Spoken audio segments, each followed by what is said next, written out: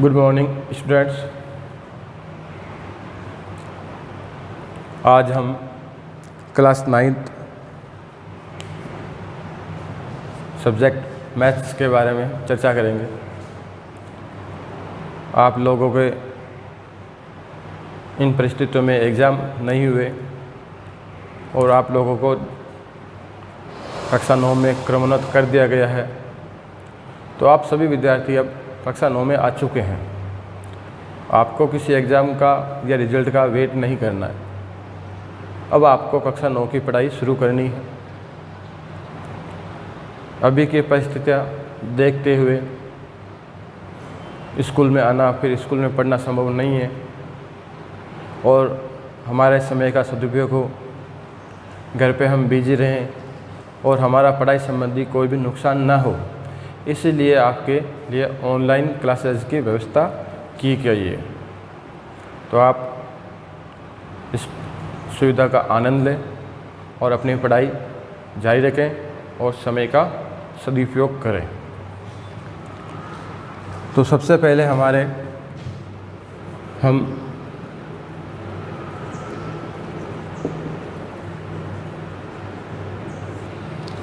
जो आपके प्रश्नावली नंबर 1 है उसी के बारे में चर्चा करते हैं। इस सत्र से आपके NCERT का पाठ्यक्रम लागू हो रहा है। जो RBC का पुराना पाठ्यक्रम था वो चेंज हुआ है, तो नए पाठ्यक्रम के अनुसार हम पढ़ रहे हैं। पुराने पाठ्यक्रम में आपके पहली प्रश्नावली वैदिक मैथ्स थी, लेकिन इसमें वैदिक मैथ्स नहीं है, तो ये हम थोड़ा नए पाठ्यक्रम के अनुसार चालू कर रहे हैं। तो आप चैप्टर नंबर 1 नाम है संख्या पद्धति।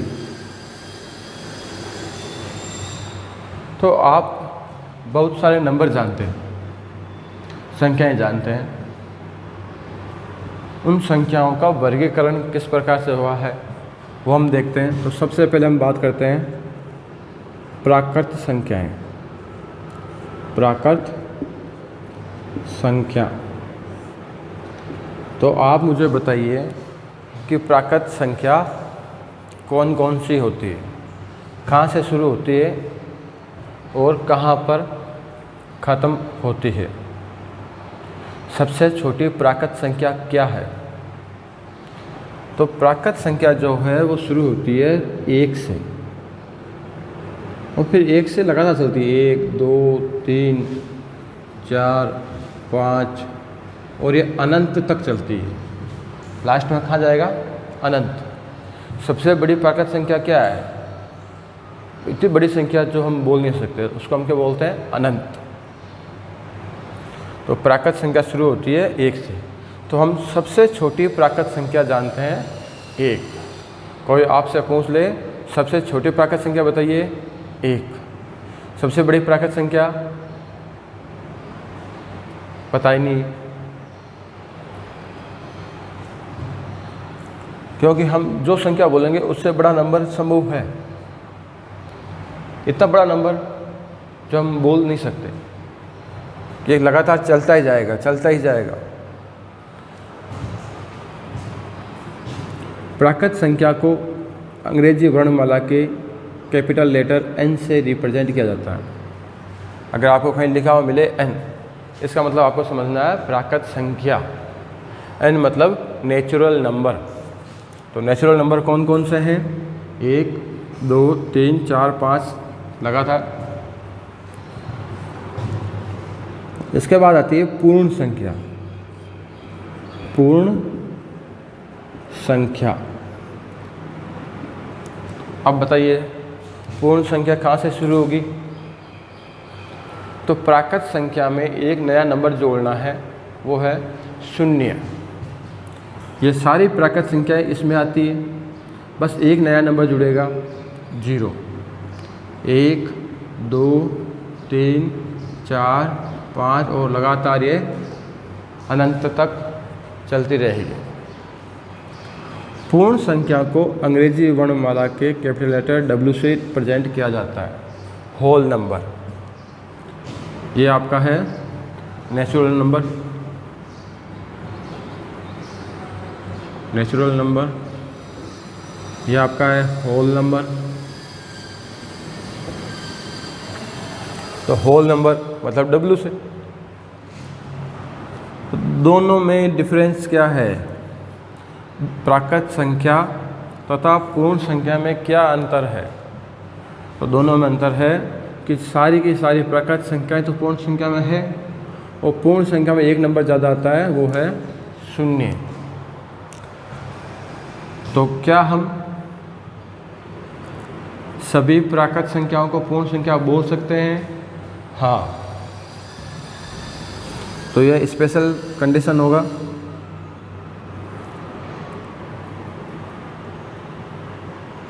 कि सभी प्राकृत संख्याएं पूर्ण संख्या होती है। सभी प्राकृत संख्याओं को हम पूर्ण संख्या भी बोल सकते हैं, लेकिन पूर्ण संख्याओं को हम सभी पूर्ण संख्याओं को प्राकृत संख्या नहीं बोल सकते। सभी पूर्ण संख्याओं को प्राकृत संख्या नहीं बोल सकते। ये यहाँ से लेकर बाकी की सभी संख्याएं तो प्राकृत संख्या हम बोल सकते हैं, लेकिन 0 प्राकृत संख्या नहीं है। तो जब 0 की बात आती है, 0 को 7 में शामिल करते हैं। हम बात करते हैं सभी के लिए, टोटल जितने भी नंबर हैं उन सभी को हम सभी पूर्ण संख्याओं को क्या हम प्राकृत संख्या बोल सकते हैं? नहीं बोल सकते, क्योंकि 0 प्राकृत संख्या नहीं होता है। तो प्राकृत संख्याएं तो पूर्ण संख्याएं होती है। क्या होता है? सभी प्राकृत संख्याएं पूर्ण संख्या होती है, लेकिन सभी पूर्ण संख्याएं प्राकृत संख्या नहीं होती, क्योंकि 0 प्राकृत संख्या नहीं होता है। तो ऐसे सवाल आपको पूछे जाए तो ये बात ध्यान रखनी।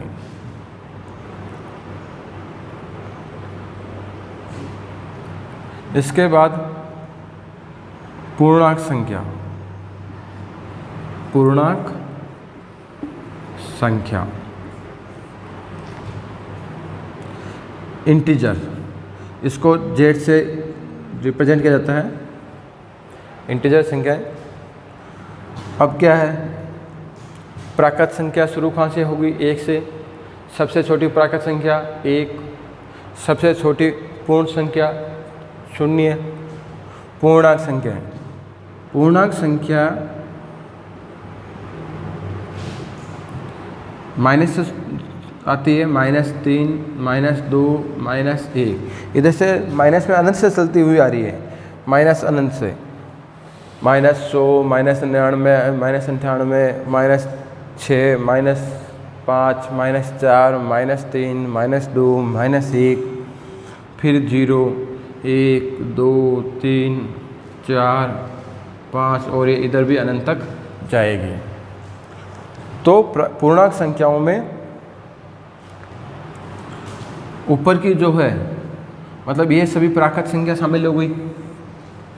पूर्णांक संख्या में सभी प्राकृत संख्या आ गई, पूर्णांक संख्या में सभी पूर्ण संख्याएं आ गई और ये ज़्यादा आ गई, ये संख्याएं ज़्यादा हो गई। तो हम प्राकृत संख्याओं को पूर्णांक संख्या कह सकते हैं।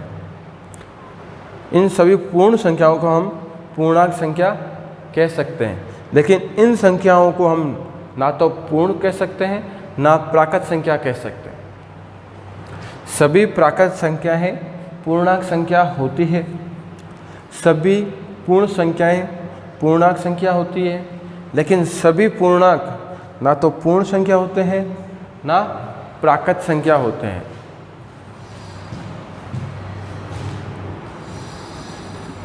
सभी प्राकृत संख्या पूर्णांक संख्या होती है,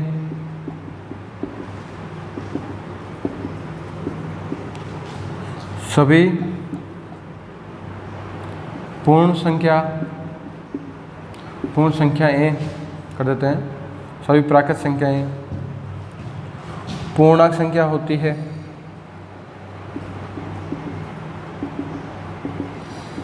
लेकिन हम उल्टा नहीं बोल सकते कि सभी पूर्णांक संख्याएं प्राकृत होती है, नहीं। क्यों?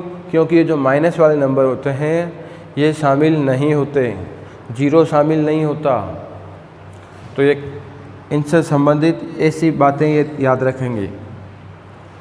तो वापस देखते हैं, प्राकृत संख्या 1 से शुरू होकर अनंत तक, पूर्ण संख्या 0 से शुरू होकर अनंत तक, पूर्णांक संख्याएं माइनस में अनंत से लेकर प्लस में अनंत तक चलती है।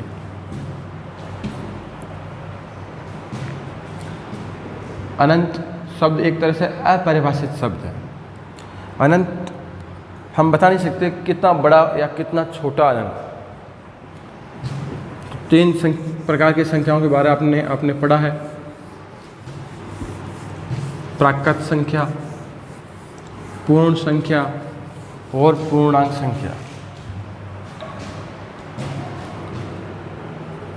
प्राकृत संख्या जिसको हम लिखते हैं n से, जो शुरू होती है 1 से। पूर्ण संख्या जो शुरू होती है 0 से। और हमने पढ़ा पूर्णांक संख्या जिसको हम लिखते हैं z से, इंटीजर्स नंबर जो कि माइनस और प्लस दोनों में होते हैं। अब आती है परिमेय संख्या। परिमेय संख्या, परिमेय संख्या क्या होती है परिभाषा? ऐसी संख्याएं जो p/q के रूप में हो तथा q कभी भी 0 न हो। q 0 न हो, q 0 के बराबर नहीं होना चाहिए, तो वो संख्या कहलाती है परिमेय संख्या। अर्थात भिन्न संख्याएं भी परिमेय संख्या होती है। तो ऐसी संख्याएं जो p/q के रूप में हो। जैसे आपने लिखा 5/6। अब 5/6 प्राकृत में आया ही नहीं था, 1 के बाद प्राकृत में 2 आ रहा है, 2 के बाद सीधा 3 आ रहा है। पूर्ण में आपने एक नंबर नया जोड़ा 0, पूर्णांक में माइनस और प्लस में, लेकिन इनमें सीधा 1-1 का गैप है। तो क्या 1 और 2 के बीच में कोई संख्या नहीं है, या 2 और 3 के बीच में संख्या नहीं है? 1 के बाद 2 सीधा थोड़ी आता है, 1 के बाद 1.1 भी आता है, 1.2, 1.3, 1.4 या 1.111। तो इन दो संख्याओं के बीच में अनंत परिमेय संख्या है, अपरिमित, जिसे हम गिन नहीं सकते, उतनी इन दोनों के बीच में संख्याएं हैं।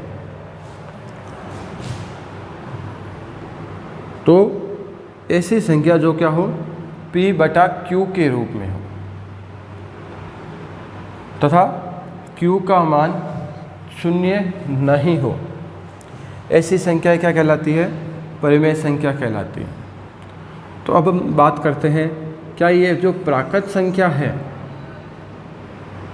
कौन सी संख्या? प्राकृत संख्या। क्या सभी के सभी प्राकृत संख्या परिमेय संख्या है? हाँ है।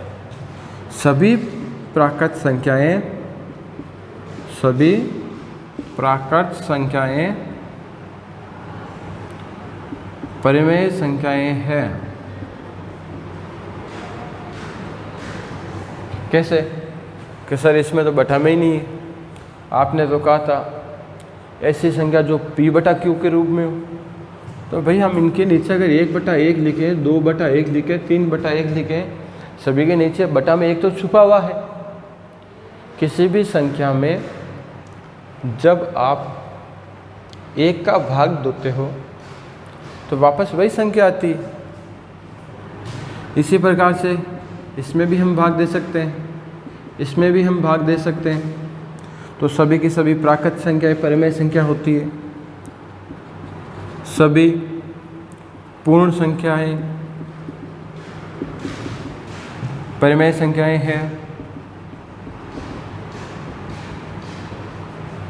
सभी पूर्णांक संख्याएं परिमेय संख्याएं है। तो हमने जो ऊपर 3 तरह की संख्याएं पढ़ी है उन सभी को परिमेय संख्या हम बोल सकते हैं, लेकिन हम परिमेय संख्याओं को, सभी परिमेय संख्याओं को प्राकृत पूर्ण पूर्णांक संख्याएं नहीं बोल सकते, क्योंकि 5/6 परिमेय संख्या है। 5/6 ना तो प्राकृत है, ना पूर्ण है, ना पूर्णांक है।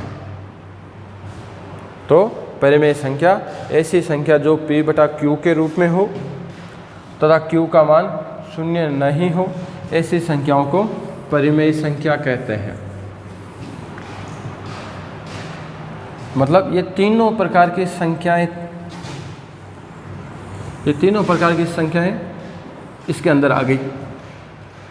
मतलब प्राकृत संख्या आ गई कि पूर्ण में, पूर्ण संख्या आ गई पूर्णांक में, या दोनों आ गई इसमें, और ये तीनों इसमें आ गई।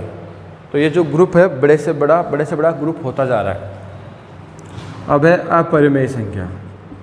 अपरिमेय संख्या तो ऐसी संख्या जो p/q के रूप में न हो। ऐसी संख्या जो p/q के रूप में न हो उसे हम कहते हैं अपरिमेय संख्या। ऐसी संख्या जो p/q के रूप में न हो। तो कौन संख्या आएगी?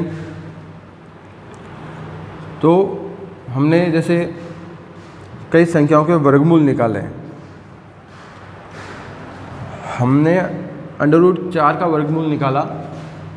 √4 का वर्गमूल होता है 2।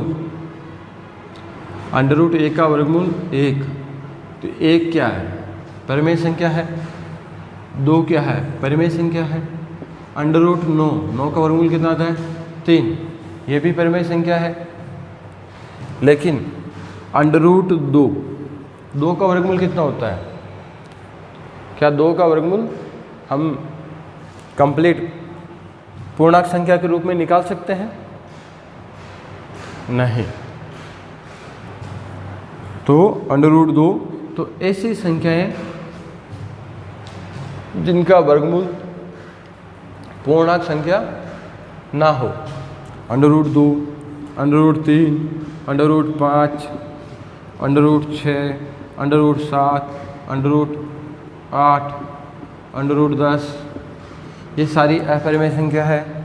और एक संख्या और है पाई, यह भी अपरिमेय संख्या है। पाई जिसका मान आप पढ़ते हो 22/7। तो परिमेय संख्या इन सभी का ग्रुप हो गया, और अपरिमेय संख्या जो इनमें नहीं आती है। अगर हम इन दोनों को जोड़ दें, इन दोनों संख्याओं का एक ग्रुप बना लें, इन दोनों संख्याओं को एक थैले में डाल दें, तो होती है हमें वास्तविक संख्याएं। क्या मिलती है? वास्तविक संख्याएं, जिसे हम कहते हैं रियल नंबर R से। तो समस्त परिमेय संख्याएं प्लस समस्त अपरिमेय संख्याओं का जो ग्रुप होता है वो होता है वास्तविक संख्याएं।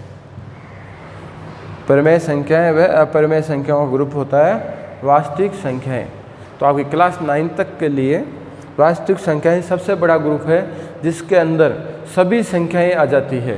पूर्ण संख्या, प्राकृत संख्या, पूर्णांक संख्या, परिमेय संख्या, अपरिमेय संख्या, कोई सी भी संख्या इससे बाहर नहीं जाएगी। सभी की सभी संख्याएं इसके अंदर आती है।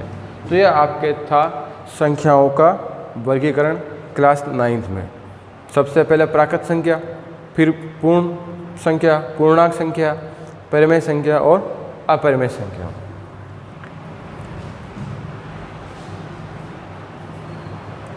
जैसे है 2 नंबर है 1 और 2, तो 2 नंबर के बीच में अनंत परिमेय तथा अपरिमेय संख्याएं होती है।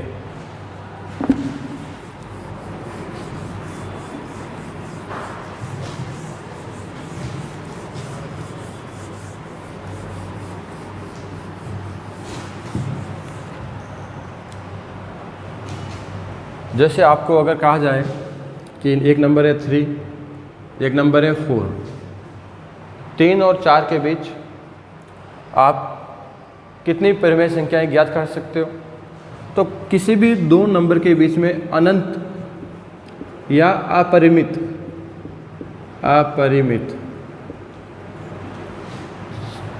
संख्याएं परिमेय और अपरिमेय संख्या होती है। परिमित संख्या किसे कहते हैं? ऐसी संख्या हम जिसे काउंट कर सकें, गिन सकें। अपरिमित जिसे हम गिन नहीं सकें। तो आपको कहा जाए 3 और 4 के बीच में 5 परिमेय संख्या पता करो। 3 और 4 के बीच 5 परिमेय संख्या पता करो। तो हम क्या करेंगे? हमने इसको 5 से गुणा 5 का भाग दे दिया, इसमें भी हमने 5 से गुणा और 5 का भाग दे दिया। तो कितना हो गया? 5 3 15 बटा 5, 5 चौक 20 बटा 5। अब इसमें 15 के बाद क्या होता है? 15 बटा 5, 16 बटा 5, 17 बटा 5, 18 बटा 5, 19 बटा 5, 20 बटा 5। तो ये आपके बीच में, इन दोनों के बीच में 4 परिमेय संख्या पता हो गई है। तो अगर आपको 5 करनी थी तो आप 6 से गुणा भाग कर लें। जैसे आपको 4 और 5 के बीच में परिमेय संख्या पता करनी है, मैंने 10 से गुणा भाग कर दिया। गुणा 10 बटा 10, 10 से गुणा 10 से भाग। क्योंकि हमें संख्या को बराबर रखने के लिए जितने से गुणा किया उतने से ही भाग देना होगा।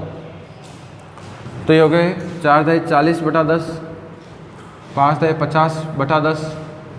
अब इनके बीच में लिख दीजिए 41 बटा 10, 42 बटा 10, 43 बटा 10, 44 बटा 10, 45 बटा 10, 46 बटा 10, 47 बटा 10, 48 बटा 10, 49 बटा 10, 50 बटा 10। तो ये इनके बीच में आपने 9 परिमेय संख्याएं ज्ञात कर ली। अब आपसे इनमें से 3 पूछे, 4 पूछे, कोई से भी बता दो। तो ये 2 संख्याओं के बीच हम बहुत सारी परिमेय संख्याएं ज्ञात कर सकते हैं। अगर हम इसको 100 से गुणा भाग करते हैं तो 400 बटा 100, 401 बटा 100, 402 बटा 100, यहाँ तक आ जाता। 1000 से गुणा भाग करोगे तो बहुत सारी संख्या आपको बढ़ती जाएगी। तो इन दोनों के बीच में, कोई भी 2 नंबर के बीच में अपरिमित परिमेय संख्याएं होती है।